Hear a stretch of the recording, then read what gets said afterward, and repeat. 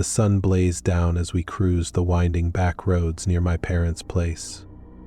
Ethan lounged in the back seat and Gary hummed along to an old rock tune.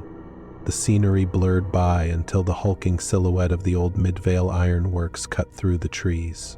The factory sat at the edge of the woods, swallowed by ivy and decay, its rusted smokestacks clawed at the sky. And up close it felt different, eerier, like it held secrets waiting to be uncovered. "Ever been in there?" Ethan asked, leaning forward between the seats, his voice breaking the spell of the quiet drive. Gary, never one to pass up the chance for an adventure, immediately pulled onto the gravel shoulder. "Nope. Want to find out?" A minute later, we were trudging through a sea of knee-high weeds, our footsteps crunching over glass and the scattered remnants of a bygone era. The factory loomed above, its graffitied walls and shattered windows casting crooked shadows. The air felt heavy, as if the world around us had paused, waiting to see what would happen next. We found a gap in the chain-link fence and slipped through. The main door was barred shut, but a side entrance had long since been pried open. We ducked inside, pushing past a sagging metal door, and the chill hit us immediately. It was like stepping through an invisible wall. One moment we were in the sticky grip of summer, the next we were plunged into a cold that sank right through our skin. I wrapped my arms around myself, shivering. "How is it this cold in here?" I muttered. "Old building. Maybe there's a basement," Gary said, but his voice lacked confidence. There were holes in the roof, gaping wounds that let in slashes of sunlight.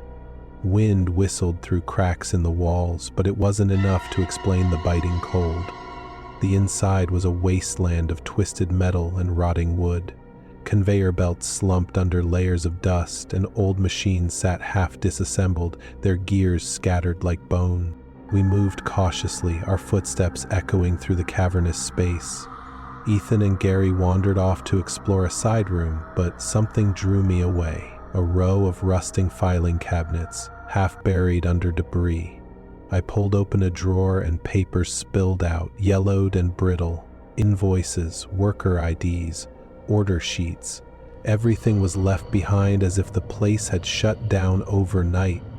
Most of the documents were from the late 90s to the early 2000s. One invoice, dated 2003, lay on top of a pile of shipping orders, all packed and ready to go but never sent. "Hey, this is weird," I called out. Gary and Ethan returned, their expressions mirroring my unease. "This place looks like it's been abandoned for 50 years, Ethan said, nudging a rusted coffee mug with his foot. "But 2003? That's only, 16 years?" We stood in the debris-strewn office, our breath misting in the cold. I couldn't shake the feeling that the place was wrong.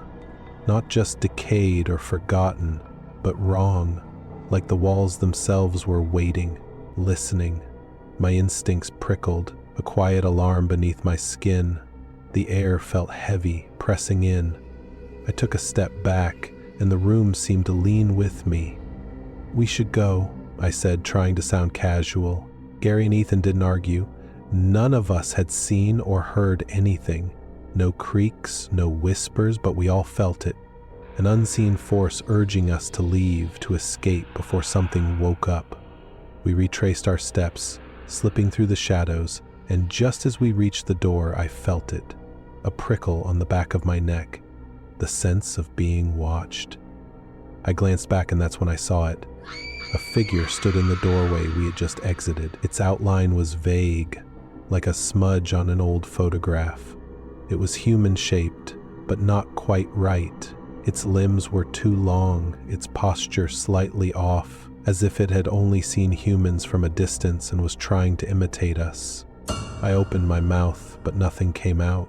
Ethan and I locked eyes, and I knew he saw it too.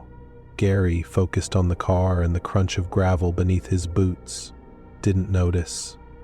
We climbed into the car, and as Gary turned the key, the engine sputtered to life, breaking the eerie silence. The figure remained in the doorway, unmoving, watching. Ethan and I sat frozen as the car pulled away, the old factory shrinking into the distance. My pulse hammered in my ears, and even as sunlight poured through the windows, an icy chill clung to my skin. When we finally hit the main road, Gary broke the silence. "You two all right?" "Yeah," Ethan said too quickly. I couldn't bring myself to speak. I still drive past the Midvale Ironworks now and then. Its dark windows stare back, empty and unblinking, like hollow eyes. I tell myself it was nothing, a shadow, a trick of the light. But each time, that same cold washes over me, and I know, deep down, whatever stood in that doorway is still there, waiting for someone else to cross the threshold.